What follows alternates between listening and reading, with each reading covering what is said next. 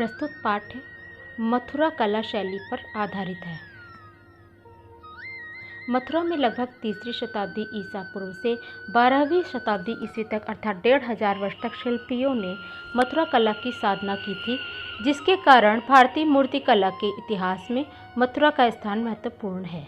गांधार कला के समान मथुरा कला भी कुषाण युग में उपजी थी। कुषाण काल में मथुरा कला क्षेत्र में उच्चतम शिखर पर थी। मथुरा शैली की पक्षियों की मूर्तियां अत्यंत सुंदर हैं। कुषाण काल में मथुरा कला का प्रमुख केंद्र था। यहाँ अनेक स्तूपों, विहारों एवं मूर्तियों का निर्माण करवाया गया था। इस समय तक मथुरा के कलाकार दूर दूर तक विख्यात हो चुके थे। मथुरा से अनेक हिंदू, बौद्ध एवं जैन मूर्तियां मिली हैं। इनमें से अधिकांशतः कुषाण युग की हैं। मथुरा की बौद्ध मूर्तियां गांधार शैली से सर्वथा स्वतंत्र थीं तथा इनका मूल आधार भारतीयता थी। मथुरा से बौद्ध और बोधिसत्व की खड़ी और बैठी मूर्तियां मिली हैं।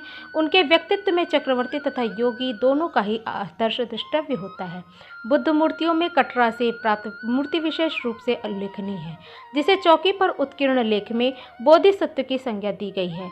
बुद्ध का वेश भिक्षु का है। वे बोधिसत्व के नीचे सिंहासनासीन है। दायां हाथ अभय मुद्रा में उठा हुआ है।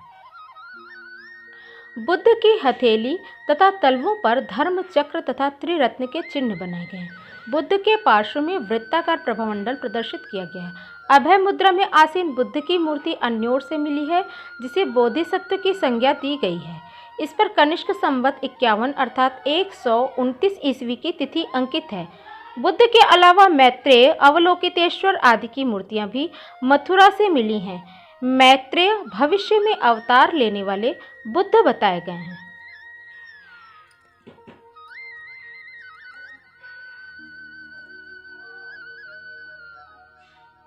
मथुरा शैली में कनिष्क की एक सिर रहित मूर्ति मिली है, जिस पर राजाधिराज देवपुत्रो कनिष्को अंकित है। यह खड़ी मुद्रा में है तथा 5 फुट 7 इंच ऊंची है।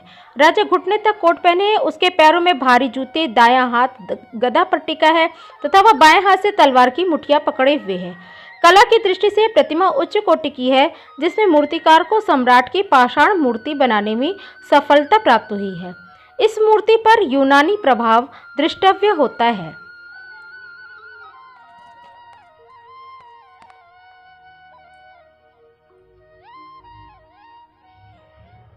इसी शैली में दूसरी मूर्ति विम कैटफिसेस की है, जो सिंहासनासीन है और सिंहासन के आगे दोनों ओर 2 सिंह हैं। सम्राट नक्काशीदार कामदानी ओढ़े हैं। इनके नीचे छोटा कोट तथा पैरों में जूते हैं। शिल्प की दृष्टि से इसे सम्राट का यथार्थ रूपांकन कहा जा सकता है। यह मूर्ति भी यूनानी प्रभाव से प्रभावित है। मथुरा शैली में बुद्ध और बोधिसत्व के अतिरिक्त हिंदू एवं जैन मूर्तियों का भी निर्माण हुआ।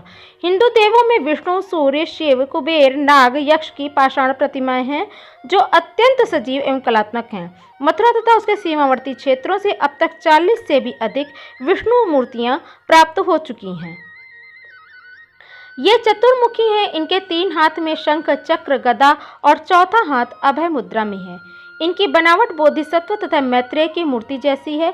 उल्लेखनीय है कि विष्णु का लोकप्रिय प्रतीक पद्म मथुरा की कुषाणकालीन मूर्तियों में नहीं मिलता।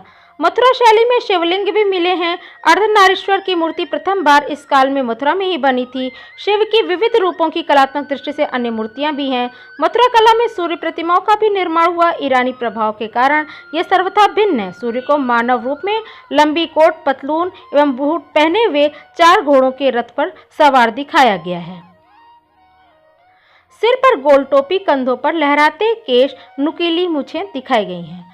मथुरा तथा उसके सीमावर्ती भाग से जैन तीर्थंकरों की पाषाण प्रतिमाएं भी मिली, जो सुंदर एवं कलात्मक हैं।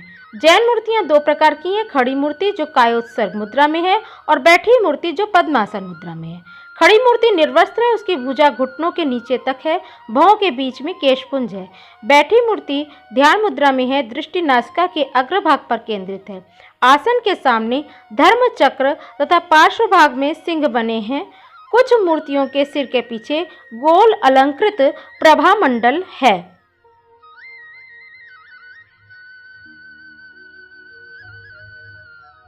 तीर्थंकर के वक्षस्थल पर श्रीवत्स का पवित्र मांगलिक चिन्ह अंकित है। चौकी पर लेख उत्कीर्ण है। तीर्थंकर प्रतिमा के अतिरिक्त कंकाली टीला से आयाक पट्ट या पूजा पट्ट मिले हैं। इस प्रकार मथुरा के कलाकारों का दृष्टिकोण असांप्रदायिकता, उन्होंने बौद्ध, जैन, हिंदू सभी के लिए उपयोगी प्रतिमाओं का निर्माण किया था। यहाँ की बनी मूर्तियाँ सारनाथ, श्रावस्ती तथा अन्य स्थानों पर गईं। मथुरा की कलाकृतियाँ वैदेशिक प्रभाव से सर्वथा मुक्त हैं। आज का पाठ अब समाप्त होता है।